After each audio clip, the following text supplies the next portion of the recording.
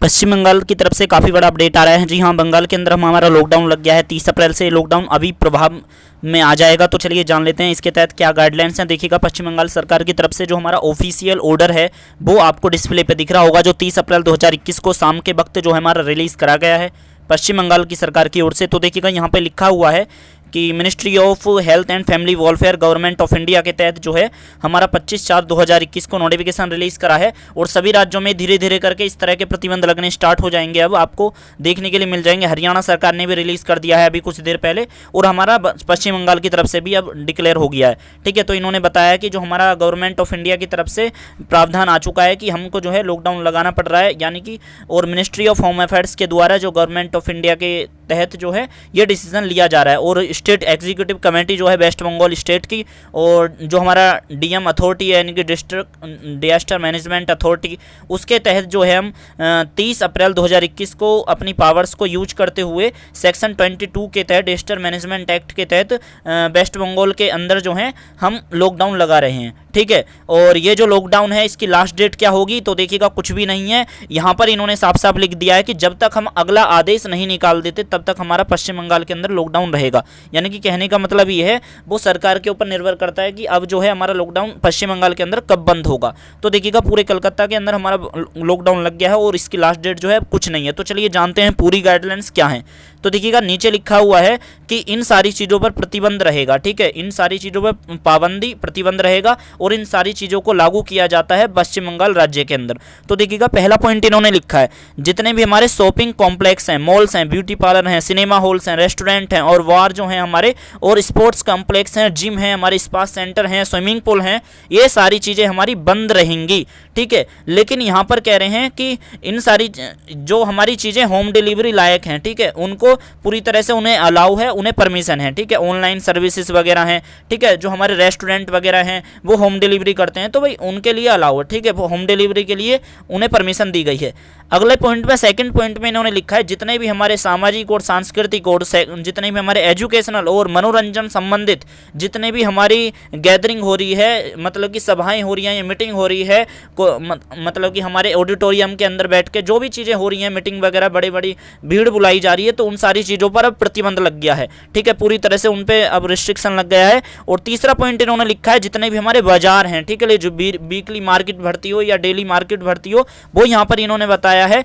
जितने भी हमारी ये सारी चीज़ें दुकानें हैं, ठीक है, इन्होंने हॉट्स का भी यूज करा है, और जितने भी हमारे दुकान और बाजार हैं वो सुबह हमारे 7 बजे से लेकर 10 बजे तक ही खुलेंगे, यानी कि 7 से 8 और 8 से 9 और 9 से 10। ठीक है, केवल 3 घंटे ही हमारे खुलेंगे। और मॉर्निंग में हमारे यहाँ पर बताया, और एंड यहाँ पर इन्होंने फिर बताया है, और 3 से 5 PM, यानी कि कहने का मतलब ये है, सुबह हमारे 7 से 10 खुलेंगे और फिर हमारे खुलेंगे दोपहर 3 बजे से लेकर 5 बजे तक इन द आफ्टरनून। ठीक है, यानी कि दोपहर के बाद हमारे खुलेंगे। और यहाँ पर बताया गया है, जितनी भी हमारी ज़रूरी सेवाएं हैं, जैसे मेडिकल है, ठीक है, मेडिकल की दुकान है, मेडिकल जो इक्विपमेंट बेच रहे हैं उनकी दुकानें हैं, ग्रोसरी से रिलेटेड जितनी भी दुकानें हैं, जो घरेलू सामान बहुत ज़रूरी है, ठीक है, उन सारी चीज़ों को इससे बाहर रखा गया है। ठीक है, और आई होप कि आप समझ गए कि अभी मैं आगे भी आपको बताऊंगा। तो देखिएगा, यहाँ पर इतना तो आपको समझ में आ गया कि सारी चीज़ें बंद रहेंगी। और इसके साथ साथ इस चीज़ को ध्यान से समझिएगा, जो दुकान है, बाजार हैं, वो हमारे 2 शिफ्ट में खुलेंगे, यानी कि हमारे सुबह 7 बजे से लेकर 10 बजे तक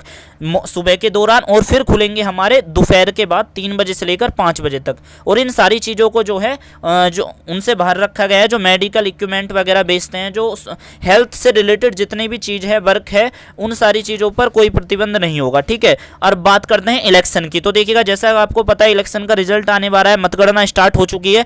तो इलेक्शन कमीशन ऑफ इंडिया के द्वारा जो गाइडलाइंस रिलीज करी गई है, उसी के तहत जो हमारी इलेक्टोरल जितना भी हमारे मान के चलिए, जो हमारी जीत के जो जश्न मनाए जाएंगे, यानी कि जितनी भी हमारी विजय यात्रा निकलती है, बहुत सारी चीज़ें होती हैं, विजय रैली भी निकाली जाती है, तो उन सारी चीज़ों पर अब लॉकडाउन लग गया है। अब देखिएगा, बात सारी क्या है यार, कि अब देखिए, कड़वा है पर है सच्चा।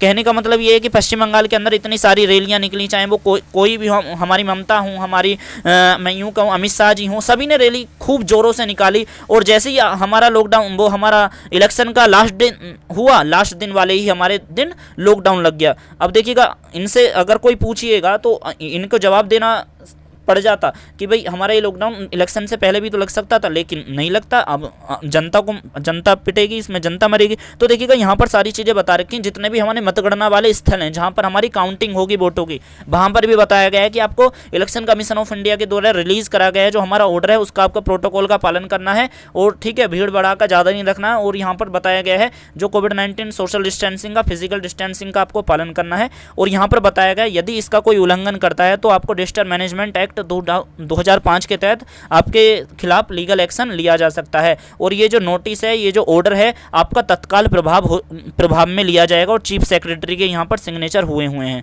ठीक है, तो ये पूरा गाइडलाइंस हैं जो मैंने आपको बताया। और ये इसकी जो लास्ट डेट है कुछ नहीं है, यानी कि कहने का मतलब है 30 अप्रैल से ही, जब से हमारा नोटिस रिलीज हुआ है तब से ही पूरे पश्चिम बंगाल के अंदर लॉकडाउन लग गया है। और ये हमारी पूरी गाइडलाइंस थी। आप इन तीनों पॉइंटों का स्क्रीनशॉट भी ले सकते हैं अपने फ़ोन में। आपसे कहना चाहूँगा बंगाल के किसी भी अपडेट के लिए आप चैनल को सब्सक्राइब कर लीजिएगा। शेयर करने के लिए वीडियो को आपका बहुत बहुत धन्यवाद। Thank you.